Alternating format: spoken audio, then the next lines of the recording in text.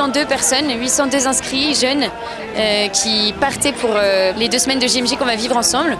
On est parti de Paris et on avait plus de 17 heures de car au total. On a fait une journée de pause à Rocamadour hier qui s'est vraiment très bien passée. Et puis au sein des cars, les chefs de car ont organisé des différentes activités pour pouvoir vivre ces 18 heures de car au total le mieux qui soit. Donc d'abord la nuit, on a essayé de dormir autant qu'on pouvait. C'était pas forcément hyper confortable mais on s'y attendait, on n'est pas parti pour le confort. Et puis différentes activités ont été prévues. On a des temps de louange dans le car, on a des temps de partage en frat. Voilà, et puis c'est aussi un moment pour faire connaissance avec le plus de gens possible dans notre car pour tisser des liens les uns avec les autres et pouvoir construire un peu cette fraternité qui va nous porter pendant les 2 semaines de JMJ. Les difficultés, c'est plutôt lié au sommeil parce que c'est vrai que c'est compliqué de bien dormir dans un bus, surtout de nuit d'affilée. En plus, quand on est grand, c'est vrai qu'on a la tête qui tombe dans le vide si on essaie de s'appuyer, donc ça c'est peut-être la difficulté du bus.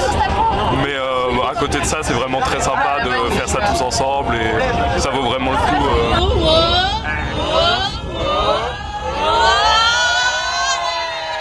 Évidemment, il y a des difficultés dans ces 2 jours en car, mais heureusement, l'ambiance et le groupe nous portent énormément.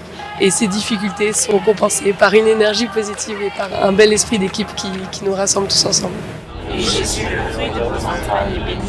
Sainte Marie, Mère de Dieu.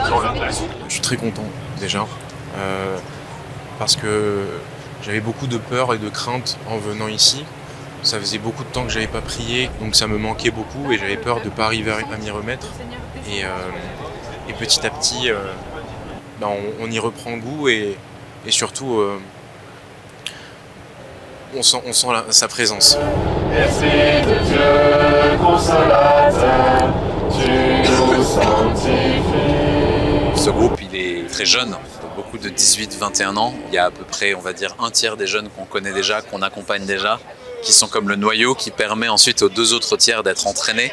Donc moi, mon espérance pour ces jeunes, c'est qu'ils vivent des étapes fortes dans leur foi pour passer des caps, se solidifier intérieurement, prendre confiance aussi dans leur foi, qu'ensuite ce soit les futurs leaders de nos groupes localement, de nos paroisses, et puis les futurs entraîneurs ailleurs. Gloire à toi, Seigneur notre Dieu.